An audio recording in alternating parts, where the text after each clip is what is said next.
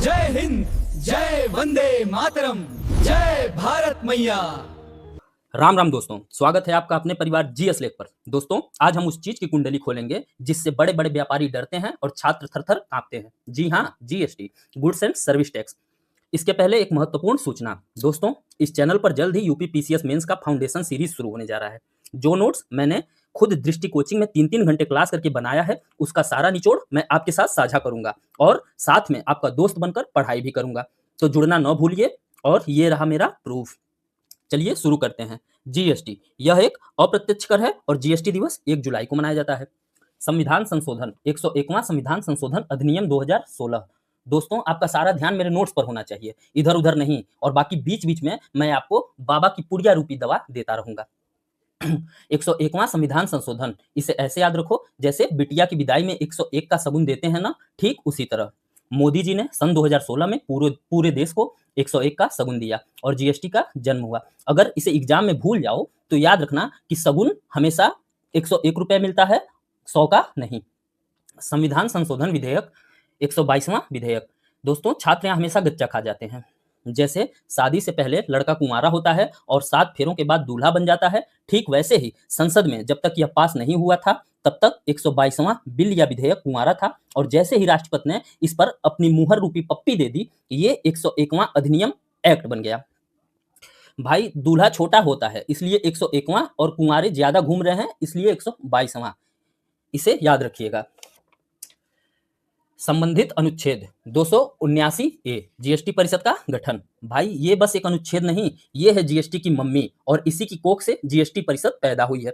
बिना मम्मी की परमिशन के घर में एक पत्ता भी नहीं हिलता। वैसे ही इस परिषद के जीएसटी में 1 रुपया भी इधर उधर नहीं होता। दोस्तों, इसका स्क्रीनशॉट लेके रख लीजिए क्योंकि ये यूपीएससी का दामाद है और एग्जाम में बार बार आता है। जीएसटी का मॉडल, कनाडा के डुअल जीएसटी मॉडल पर। अगर कोई आपसे पूछे कि कनाडा ही क्यों पसंद था, तो देखो भाई, जैसे पंजाबियों को कनाडा पसंद आ गया, वैसे ही हमारी गवर्नमेंट को कनाडा का टैक्स सिस्टम पसंद आ गया। डुअल का मतलब होता है दोहरा। इसमें टैक्स केंद्र सरकार भी वसूलती है और राज्य सरकार भी। जैसे घर में मम्मी भी कूटती हैं और पापा भी, ठीक उसी प्रकार। असम, तेलंगाना और जम्मू कश्मीर का खेल। राज्यों में ऐसी होड़ मची थी जैसे भंडारे की लाइन लगी हो। असम वो पहला राज्य बना जिसने सर्वप्रथम आई लव यू बोला, मतलब विधेयक पारित किया। लेकिन तेलंगाना तो 2 कदम आगे निकला और वो भगा ले गया, यानी जीएसटी सबसे पहले लागू कर दिया। और सबसे आखिर में कौन माना? हमारा जम्मू कश्मीर। जम्मू कश्मीर भाई साहब थोड़ा नखरे दिखा रहे थे, जैसे शादी में फूफा जी रूठ जाते हैं ना, ठीक उसी तरह। पर अंत में 2017 में इन्होंने भी हाँ बोल दिया। दुनिया की बात करें तो फ्रांस सबसे बड़ा खिलाड़ी निकला। फ्रांस ने सन 1954 में ही जीएसटी लागू कर दिया था, और उस समय हम रेडियो बजाना भी नहीं सीखे थे और फ्रांस टैक्स वसूल रहा था। समितियां और अध्यक्ष। समिति कौन सी थी? विजय केलकर समिति। भाई, केलकर साहब ने ही एक खिचड़ी पकाने का आइडिया दिया था। और सबसे पहले मास्टर शेफ यानी अध्यक्ष कौन थे? असीम दास गुप्ता जी। और आज की मालकिन कौन है? हमारी वित्त मंत्री निर्मला सीतारमण जी। और इसका मुख्यालय दिल्ली में है क्योंकि सारा माल वहीं जमा होता है।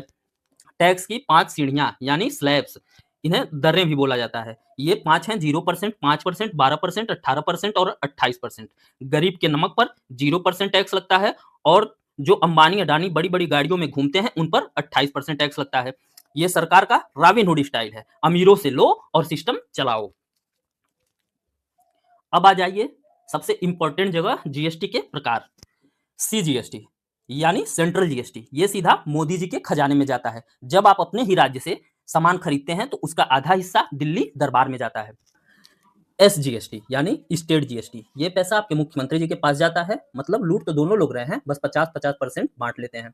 आईजीएसटी, एकीकृत या इंटीग्रेटेड जीएसटी, ये सबसे तगड़ा खिलाड़ी है। जब सामान यूपी से बिहार जाए या महाराष्ट्र से बंगाल जाए, यानी बॉर्डर पार हो, तब लगता है। आईजीएसटी को पहले केंद्र लूटता है और फिर राज्यों को उनका हिस्सा बांट देता है।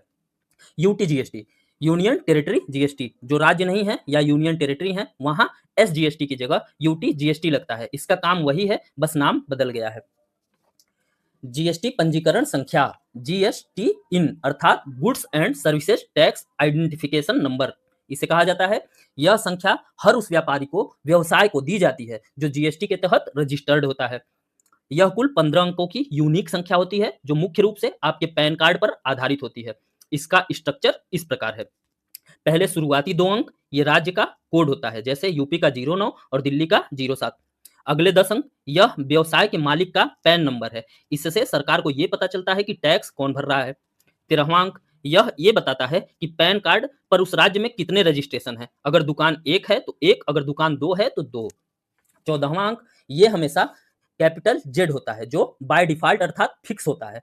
और 15वां अंक, यह एक चेक कोड है जो संख्या की शुद्धता जांचने के लिए कंप्यूटर द्वारा उपयोग किया जाता है। जीएसटी से बाहर क्या है? शराब, पेट्रोल, बिजली। भाई ये वो चीजें हैं जिनसे सरकार को देसी घी मतलब मोटा टैक्स मिलता है। अगर इन्हें जीएसटी में डाल दिया तो सरकार की मलाई कम हो जाएगी, इसलिए इसे पिंजरे से बाहर रखा गया है। इसे रट लेना दोस्तों, क्योंकि ये एग्जाम में बहुत फंसाता है। दोस्तों ये रहा जीएसटी का पूरा कच्चा चिट्ठा। अगर आज की क्लास में मजा आया हो और दिमाग की बत्ती जली हो तो बिना मां सरस्वती का अपमान किए हुए इस चैनल को सब्सक्राइब करिए और शेयर करिए, क्योंकि 2.5 लाख का फाउंडेशन कोर्स फ्री में शुरू होने वाला है। जय हिंद, जय वंदे मातरम, जय भारत मैया की।